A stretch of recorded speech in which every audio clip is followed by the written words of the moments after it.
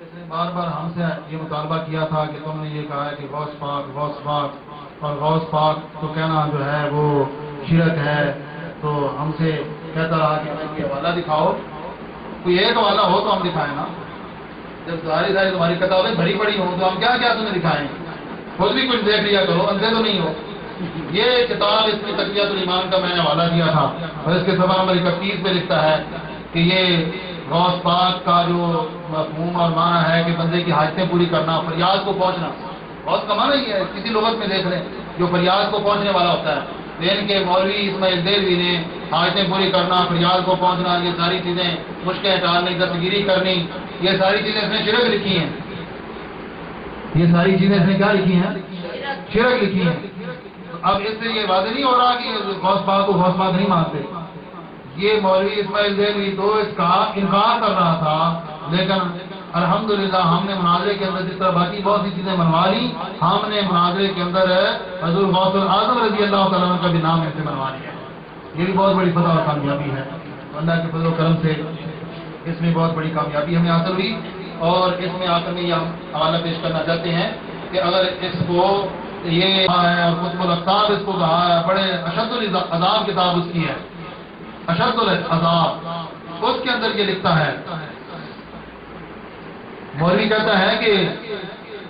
اگر خان صاحب کے نزدیک، خان صاحب کہتا ہے علیہ رحمۃ اللہ کو، بعض علماء دیوبند واقعی ایسے تھے جیسا کہ انہوں نے انہیں سمجھا، تو خان صاحب پر علماء دیوبند کی تکلیف فرض تھی، اگر وہ ان کو کافر نہ کہتے تو وہ خود کافر ہو جاتے۔ جیسے علماء اسلام نے جب مرزا صاحب کے عقائد کفریہ معلوم کر لیے اور وہ قطعاً ثابت ہو گئے، تو اب علماء اسلام پر مرزا صاحب اور مرزائیوں کو کافر و مرتد کہنا فرض ہو گیا۔ اگر وہ مرزا صاحب اور مرزائیوں کو کافر نہ چاہتے، وہ لاہوری ہوں یا قدنی ہوں، وہ خود کافر ہو جاتے، کیونکہ جو کافر کو کافر نہ کہے وہ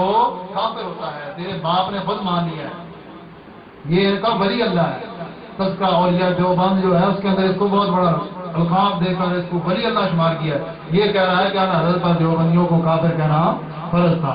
اعلیٰ حضرت پر دیوبندیوں کو کافر کہنا فرض تھا، یہ خود مان چکے ہیں اس بات کو۔ تو اب یہ چیزیں ساری ان کے نزدیک مسلم ہے، اور ہم آخر میں یہ پیغام دینا چاہتے ہیں کہ خدا را ذرا انصاف کی نظر سے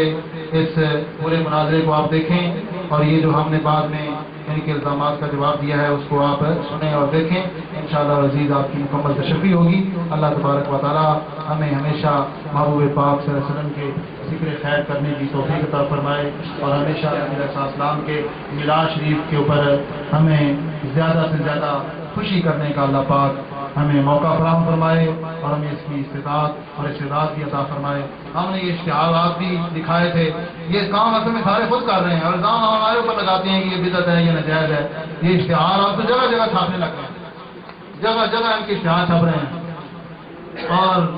کہہ یہ رہے ہیں کہ نہیں یہ بدعت ہے، زبان پہ اور دل میں کچھ اور۔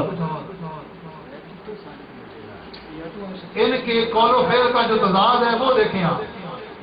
زبان سے بدعت کہتے ہیں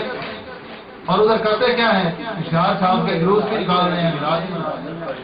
ارے ظالموں، جو کام تم خود کر رہے ہو اس کا انجام ہم نہیں کر دیتے ہو، ہمارے اوپر بدعت کا فتویٰ، جب تم یہ سارے کام خود کر رہے ہو۔ اشتہارات کی کثرت ہر جگہ، کتنے ہمیں اشتہارات دیکھیں ان کے، یہ بھی اشتہار دکھائیں گا، یہ سارے کام خود کر رہے ہیں۔ میلاد مصطفیٰ کانفرنس اور محفل میلاد مصطفیٰ کانفرنس، یہ سارے کام خود کر رہے ہیں، ہمارے اوپر بدعت کے فتوے لگا رہے ہیں۔ خدا را کچھ انصاف کا دامن پکڑو اور اس ظلم کو چھوڑو، اللہ پاک ہمیں توفیق